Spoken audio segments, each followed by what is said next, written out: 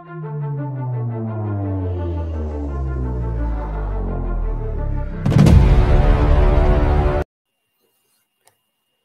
everyone, this is your host. My name is Waray. Time check here is 17:41 or 5 o'clock and 41 minutes ng 17 of November. At naka-duty ako, syempre naka-uniform pa. Ang aking matanda ay nasa ospital ngayon dahil hindi na makalakad, so dinala. So habang nag-aantay ako sa aking alaga na ibalik ng mga anak, dito muna ako sa computer haharap. Gusto ko lang magbigay muli ng continuation ng aking vlog kahapon tungkol doon sa kahangahangang ginawa ng mga taga-Iglesia ni Cristo. Una na akong pinabilib noong January 13 kapag sila ang mag-organize kasi kahit doon sa amin dati sa Samar pag may mga gathering sila, natutuwa ako sa kanilang disiplina, pagkakaisa, pagtutulungan, nakakahanga-hanga sila. Sabi ko nga sa mga previous vlog ko na ang aking best friend ay from very far flung area. Talagang bukid na bukid yung kanilang bahay o yung kanyang barangay at never sila nakakatikim ng mga seafoods kasi sobrang bukid na po talaga yung kanilang bahay. Best friend ko sa college. Pero humanga ako sa kanyang dedikasyon, sa kanyang, yung tibay niya na makapagtapos. At sabi ko nga ng mga previous vlog ko, siya yung pinagkatiwalaan naming treasurer for the whole 4 years. Kasi classmate ko siya from first year to fourth year. Hindi naman siya lumipat ng section. So pinagkatiwalaan siya na mahalal o maluklok as treasurer sa aming batch sa kanyang transparency o pagiging tapat sa pag-handle ng pera. So it was me who nominated her. Nakita ko sa kanya kung paano i-handle ang aming finances na hindi nabawasan, na hindi kinulimbatan. Kaya doon pa lang nakita ko na yung bilib ko sa kanya bilang respeto niya sa kanyang sarili, respeto niya sa kanyang relihiyon at lalo't higit sa Panginoon. Takot siya na gumawa ng mali. So eto na naman tayo. Pinakita muli sa atin ng Iglesia ni Cristo noong January 13 ang kanilang napakagandang pag-organisa ng kanilang pagtitipon. At eto ngayon, itong kahapon, yung day 1 nila lalong tumingkad. Napansin ko talaga sila mga law-abiding citizen ang mga taga-Iglesia ni Cristo. Nalulungkot ako bilang isang Katoliko kasi ngayon, ang daming naglabasan ng mga quote card na mga nagsasabing hindi susuporta ang Katoliko sa ginagawang rally ng Iglesia ni Cristo. Kasi 'di ba, nag-announce sila na this is open for everybody. Walang relihiyon dito, walang kulay-kulay. Open ito for everybody. Basta sumunod lang kayo sa kanilang rules na bawal sumigaw na walang magpapabagsak ng gobyerno, walang magsasabi na Bongbong resign o BP Sara resign. So, yung pagpapakita lang ng kanilang pagkakaisa, programa na ilulunsad nila sa kanilang venue, stage, at yung maipakita nila na ganun sila ka-intact, ganun sila ka-united, at ganun sila kapayapa tuwing gagawa sila ng mga rallies. So, ano ang ipinapakita dito na hindi naman nila pinapanawagan na mag-resign si BBM, mag-resign si Sara? Well, ang laki ng impact para sa akin sa paglabas ng mga taga-Iglesia ni Cristo kasi ito yung pagpapakita meron pang pag-asa dahil kung nagawa nga nila ng mga kapatiran nila na mabuo ang kanilang rally na hindi man lang nagalusan, hindi man lang na nagkaroon ng hindi tawag dito, walang mga unnecessary na maririnig mo sa kanilang members. Kasi talagang ang galing nila sa messaging, ang galing nila sa mga rules, sa pagsunod.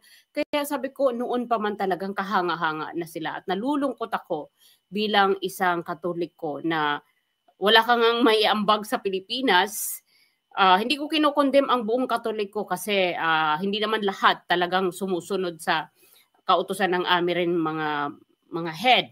Yung mga totoong Katoliko na merong malasakit na hindi lamang tinawag na Catholic, kundi Catholic na you have your faith, you have your you have your country, na alam mong apektado ka kapag kapag nagluluksa ang ating bayan. Yan ang isang tunay na Katoliko at tunay na Kristiyano. So dito tayo sa Iglesia ni Cristo na pinahanga ang buong mundo, at lagi silang Guinness Book of Record sa kanilang mga rallies, kahit noon pa man.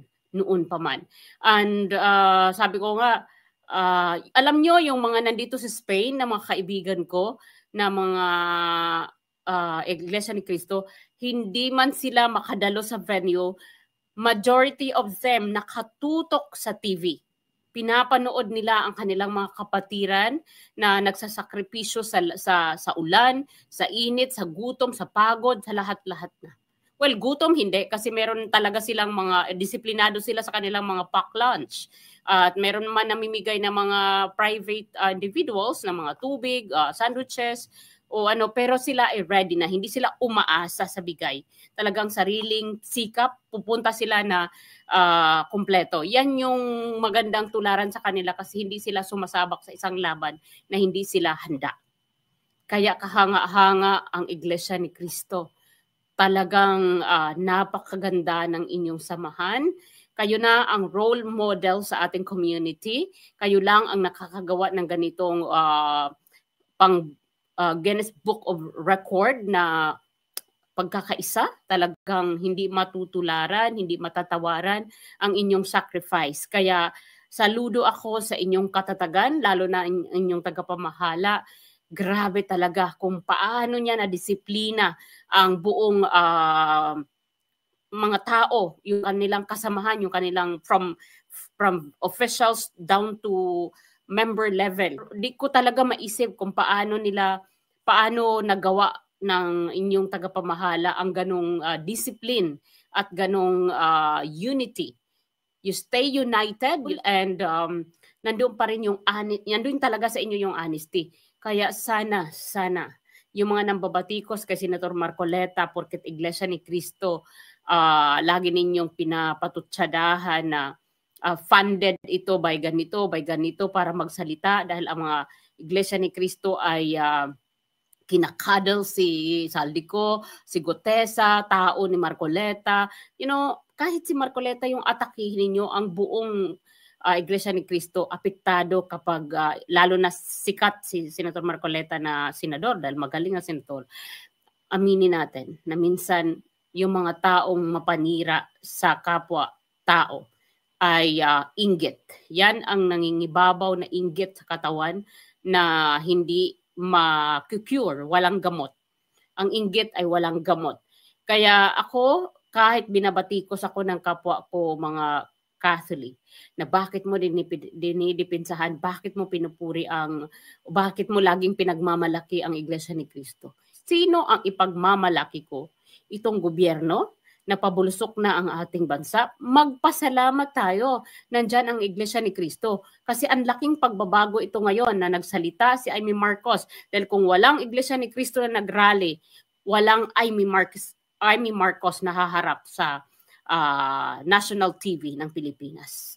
Kaya ang hero dito talaga ay ang mga taga-Iglesia ni Cristo, dahil meron pa akong naririnig na tatanggalin sa trabaho yung mga nag-absent ng Monday, Tuesday, kasi nag-start sila ng kanilang rally kahapon, ngayon Monday, bukas Tuesday, last day nila. Meron akong mga narinig na iimbestigahan yung mga nag-absent sa trabaho, kesyo tatanggalin. Wala silang pakialam yan. Wala silang pakiyan. Di baling masacrifice yung kanilang mga trabaho, yung kanilang ipinaglalaban naman ay magbubunga, na hindi lang ang magbe-benefit ay ang Iglesia ni Cristo, kundi tayong lahat ng mga Filipino. Kaya saludo ako, buong tapang, buong pagbubunyi at buong ano pa ba to, lahat na yata na gusto kong adjective na i-describe sa Iglesia ni Cristo ay nasabi ko na. Dahil sa inyong katapatan, kabutihan, kapayapaan, at pagkakaisa. Kayo po ang naging inspirasyon sa ating mga kababayan at sa kapwa Filipino na nagmamasid ngayon sa inyong rally ng 3 araw. Kaya na kasama niyo ako sa inyong mga ipinaglalaban, sumusuporta ako sa inyong mga paglabas dahil hindi matatawaran yung mag-sacrifice ka na hindi ka uuwi, matutulog ka sa tent para sa hindi para sa sarili mo, kundi para sa bayang Pilipinas at sa mga Filipino. So maraming salamat po Iglesia ni Cristo at sa inyong tagapamahala at sa inyong kapatiran. Saludo ako sa inyo. Maraming salamat. Bye for now.